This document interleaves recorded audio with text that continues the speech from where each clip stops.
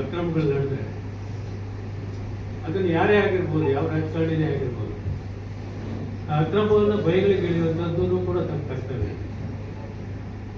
ಇವಾಗ ಸೂಳೆಕೆರೆ 45 ಕೋಟಿ ರೂಪಾಯಿ ವೆಚ್ಚದಲ್ಲಿ ಹೂಳೆತ್ತಾ ಇದೆ. ದಯಮಾಡಿ ತಾವು ಪತ್ರಕರ್ತರು ಯಾರಾದ್ರೂ ಹೋಗಿ ಅಲ್ಲಿ ವಿಚಾರಣೆ ಮಾಡಿ. ಲೋಕಲ್ ಒಂದು ಟ್ರಕ್ ಲೋಡ್ ಮಣ್ಣಿಗೆ 3,000ದಿಂದ 3,500 ರೂಪಾಯಿಗೆ ಮಾರಾಟ ಮಾಡ್ತಾರೆ. ಜನಗಳು ತಗೊಂಡೋಗ್ತಾರೆ. ಇವ್ರಿಗೆ ಯಾರು ಅಧಿಕಾರ ಕೊಟ್ಟವರು ಮಣ್ಣನ್ನು ಮಾರಾಟ ಮಾಡೋದಕ್ಕೆ, ಮಣ್ಣನ್ನು ಹೂಳೆತ್ತೋದಕ್ಕೆ, ಅದನ್ನು ಸಾಗಾಣಿಕೆ ಮಾಡೋದಕ್ಕೆ ಎಲ್ಲದಕ್ಕೂ ಕೂಡ ಟೆಂಡರ್ನಲ್ಲಿ ಪ್ರಾವಿಷನ್ ಇದೆ. ಅದನ್ನು ಮಾರಾಟ ಮಾಡೋದಕ್ಕೆ ಪ್ರಾವಿಷನ್ ಇದೆ.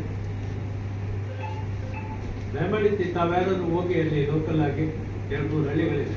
ಮಾರ್ಗಳ್ಳಿ ಇದೆ, ಅಮರಳ್ಳಿ ಇದೆ, ಚಿಂಕೆರೆ ಇದೆ. ಇಂಥ ಹಳ್ಳಿಗಳಲ್ಲಿ ವಿಚಾರಿಸಿದ್ರೆ ನಮಗೆ ಗೊತ್ತಾಗ್ತದೆ. ಇದು ಅಕ್ರಮವಾಗಿ 40% ಹಣ ಹೊಡೆಯುವಂಥ ಒಂದು ಕಾಮಗಾರಿ. ಇಂಥವನ್ನೇ ಜಾಸ್ತಿ ಮಾಡ್ತಾ ಇರೋದು. ಮದ್ದೂರು ಕೆರೆಗಳೂ ಅಷ್ಟೇ. ಇದು ಯಾವ ಸಾರ್ವಜನಿಕವಾದಂಥ ಉನ್ನತ ಕಾರ್ಯಗಳನ್ನು ಮಾಡಿದ್ದಾರೆ ದಯಮಾಡಿ ತಿಳಿಸಿ. ಅವರೆಲ್ಲ ಏನು ಮದ್ದೂರಿಗೆ ಏನೂ ಮಾಡೇ ಇಲ್ಲ, ನಾನು ಮಾದರಿ ಮದ್ದೂರು ಮಾಡ್ತೀನಿ. ಎಂತೆಂಥ ರಾಜಕಾರಣಿಗಳು ಈ ಮದ್ದೂರು ಕ್ಷೇತ್ರನ ಪ್ರತಿನಿಧಿಸಿದ್ದಾರೆ. ವೀರಣ್ಣಗೌಡರು,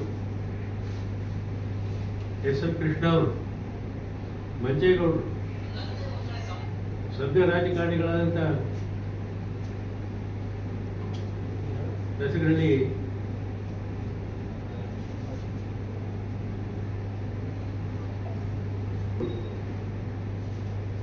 ಮತ್ತು ಸಿದ್ದರಾಜು ಇವರೆಲ್ಲರೂ ಕೂಡ ಪ್ರತಿನಿಧಿಸಿದ್ದಾರೆ. ಹಾಗಾದ್ರೆ ನಾನು ಪ್ರತಿನಿಧಿಸಿ ಹಾಗಾದ್ರೆ ಏನು ಮಾಡೇ ಇಲ್ಲ. ನಾವು 2004 ಬೇಡ, ನಾವೇನು ಮಾಡೇ ಇಲ್ಲ ಅಂತ ಹೇಳ್ತಾರೆ. ಇವ್ರೇನು ಮಾಡಿದ್ದಾರೆ? ಇದು 1.5 ವರ್ಷದ ಸಾಧನೆ ಸಮಾವೇಶ ಮಾಡೋದು. ಮುಖ್ಯಮಂತ್ರಿಗಳು, ಉಪಮುಖ್ಯಮಂತ್ರಿಗಳು ಏನು ದೊಡ್ಡದಾಗಿ ಬಂದು ಸಮಾವೇಶ.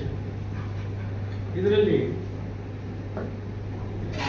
ಮದ್ದೂರು ತಾಲೂಕಿನ ವಿವಿಧ ಗ್ರಾಮಗಳಲ್ಲಿ ರಸ್ತೆ ಅಭಿವೃದ್ಧಿ, ಚೆಕ್ ಡ್ಯಾಂ ನಿರ್ಮಾಣ, ನಾಲಾ ಅಭಿವೃದ್ಧಿ, ಅಕ್ವಿಡಕ್ಟ್ ಅಭಿವೃದ್ಧಿ, ಕೆರೆ ಅಭಿವೃದ್ಧಿ, ಕೆರೆ ಸೌಂದರ್ಯೀಕರಣ, ಶಿಕ್ಷಾರ್ಥಿಗಳ ನಿಧಿಯಿಂದ ನೀರು ತುಂಬಿಸುವ ಯೋಜನೆ 474 ಕೋಟಿ ತೋರಿಸಿದ್ದಾರೆ.